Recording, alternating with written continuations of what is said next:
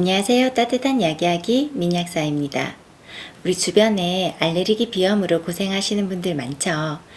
전 세계적으로 봐도 10% 내지 30% 정도의 유병률을 보이고 있다고 하니까 상당히 많은 분들이 고생을 한다고 볼 수 있겠습니다. 그래서 오늘은 알레르기 비염의 원인과 대표적으로 많이 쓰이고 있는 외용 전비제, 스프레이제들의 비교, 그리고 사용 방법, 그리고 알레르기 비염을 생활 속에서 예방하고 관리할 수 있는 방법들에 대해서 이야기해 보고자 합니다. 우선 비염을 일으키는 대표적인 여러 가지 원인들이 있습니다. 꽃가루나 진먼지 진드기, 곰팡이, 그리고 반려동물의 털이나 비듬, 그리고 바퀴벌레나 각종 부스러기들, 또 심지어 찬 공기까지도 알레르기의 원인이 될 수가 있는데요. 이런 알레르기 원인 물질에 접촉을 하게 되면 히스타민이나 호상구 같은 알레르기 염증 세포와 물질들이 분비되어서 코막힘이나 콧물, 재채기, 가려움증 같은 여러 가지 불편한 증상들이 나타나게 됩니다. 특히 알레르기 비염은 유전이나 환경, 식습관, 생활습관의 변화들이 좀 복합적으로 작용해서 나타난다고 여겨지고 있습니다. 이런 알레르기 비염을 예방하고 관리하는 방법으로서 전신적인 부작용은 줄이면서 즉각적인 효과를 나타내는 외용 전비액, 스프레이 제제들이 많이 사용되고 있습니다. 먼저 비강세척 수분제 종류가 있습니다. 생리식염수로 코를 씻어내시는 분들 많으시죠. 이런 경우도 여기에 속하는데요. 이게 알레르기 비염을 직접 없앨 수는 없습니다. 하지만 그 알레르기를 유발시킬 수 있는 이물질들을 쉽게 제거할 수 있기 때문에 치료하고 관리하는 데 도움이 될 수가 있겠습니다. 특히 코가 막히고 코안이 건조할 우려가 있는 경우에는 비강세척제 및 보습제를 적극적으로 사용할 필요가 있겠습니다. 보이는 이 제품의 주 성분은 멸균 등장해수인데요. 바닷물 속 풍부한 미네랄 성분이 함유되어 있어서 점막에 미네랄을 공급해서 점막을 강화시키고 염증을 완화시키고 또 섬모세포 운동을 촉진시킵니다. 즉, 코 점막에 섬모세포의 운동이 활발하게 되면 점액 수송이 잘 되고요. 그러면 점액이나 딱지 같은 이물질이 잘 배출되기 때문에 비강을 세척한 효과가 있겠죠. 또 복합되어 있는 덱스판테놀 성분은 판토텐산의 유도체입니다. 이 성분이 외용제에 쓰이게 되면 피부 재생이나 보호, 습균, 항염의 목적으로 사용되거든요. 그래서 이게 비강 분무제에 사용되어서 건조한 비점막을 보습, 세척 작용을 함과 함께 점막세포 손상을 회복하고 조직을 재생시키는 데도 도움이 됩니다. 또한 직접적으로 코막힘 증상을 해결하기 위해서 비충혈 제거제 성분이 들어가 있는 제품을 활용할 수가 있겠는데요. 비충혈 제거제는 알파 교감신경을 자극해서 코 점막의 혈관을 수축시킵니다.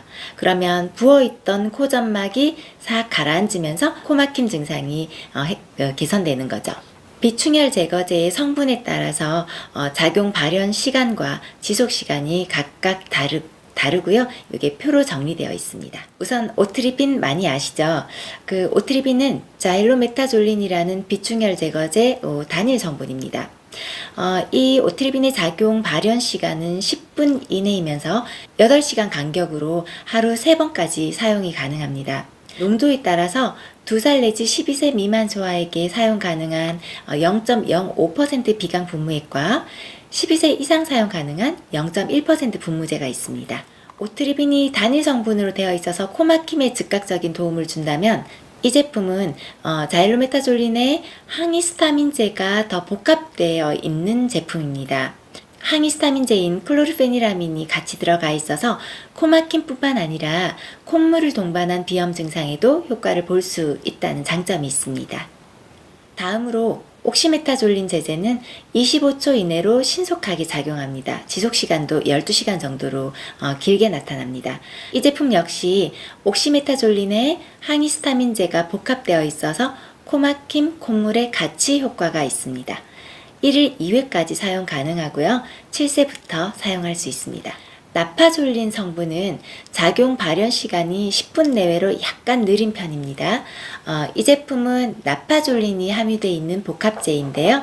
항히스타민제인 클로르페니라민과 항염작용을 하는 감초 유래 성분의 글리세리진산 디칼륨을 함유해서 콧물, 코막힘 등 비염 증상을 완화시키는 데 효과를 볼 수 있겠습니다. 이처럼 비충혈 제거제는 먹는 약보다 좀 더 신속하게 비충혈 증상을 해소해서 코를 바로 뚫어주고요. 전신적인 부작용이 적은 장점이 있습니다만 그렇다고 해서 이걸 너무 남용할 경우에는 또 문제가 생길 수 있습니다. 기재된 올바른 용법 용량을 무시하고 너무 남용할 경우에는 반동성 혈관 확장, 그리고 조직 내 부종 이런 걸 일으켜서 약물 유발성 반동성 비염을 야기할 수도 있기 때문에 너무 장기간 사용하시는 건 주의하셔야겠죠. 그리고 다음으로 올바른 나잘 스프레이 사용법에 대해서도 알려드리겠습니다. 우선 나잘 스프레이를 사용하시기 전에는 코를 풀어서 코안을 일단 깨끗하게 해줍니다. 그리고 스프레이가 균일하게 분사될 때까지 공기 중에서 몇 번 뿌려줍니다. 다음으로 분사구 요 끝부분을 코 안에 넣고 약 15도 정도 눈꼬리 방향으로 기울여서 넣어주는데요. 이때 약간의 팁을 드린다면 뿌리는 코의 반대쪽 손으로 이렇게 뿌려주시면 적당하게 기울여져서 뿌리기가 좀 더 쉽습니다. 그 약성분이 코 안에 좀 더 골고루 퍼지도록 하는 게 중요한데요.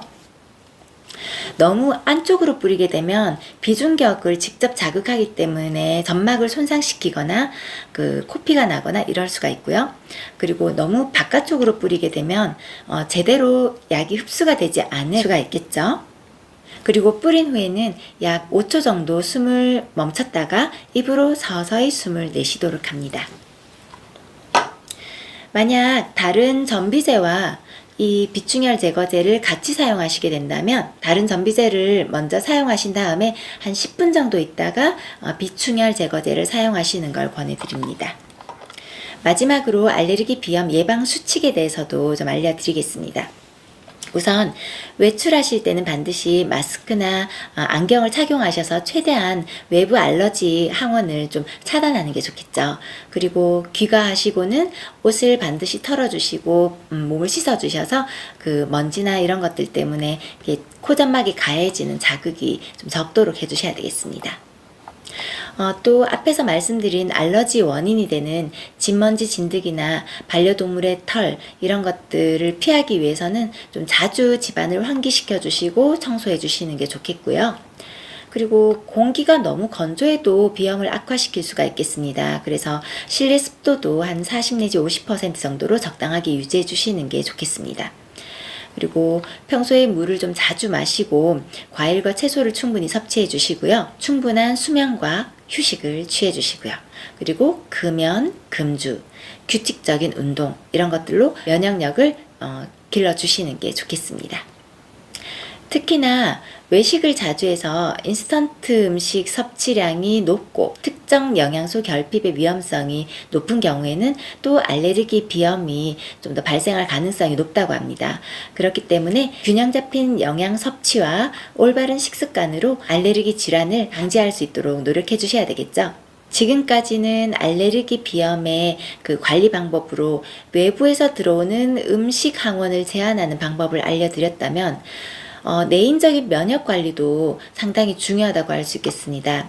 그래서 식이섬유나 프로바이오틱스 등을 복용해서 장내 환경을 정상화시키게 되면 전신 면역계 활성도 높아지게 되고 또 안정되게 유지시켜 줄 수 있는 효과가 있겠습니다. 그래서 이상 면역 반응을 억제하고 조절해서 알레르기를 실질적으로 교정하는 데도 도움이 될 수 있다고 여겨집니다. 그 외에도 비타민 C나 비타민 D 그리고 항산화 영양소 또 항염작용이 있는 오메가3 이런 것들을 충분히 섭취해 주시는 것도 일상에서 알레르기를 이겨내는데 많이 도움이 될 수 있을 거라고 여겨집니다. 지금까지 말씀드린 내용들이 알레르기 비염으로 고생하시는 분들께 조금이나마 도움이 되셨으면 좋겠습니다. 감사합니다.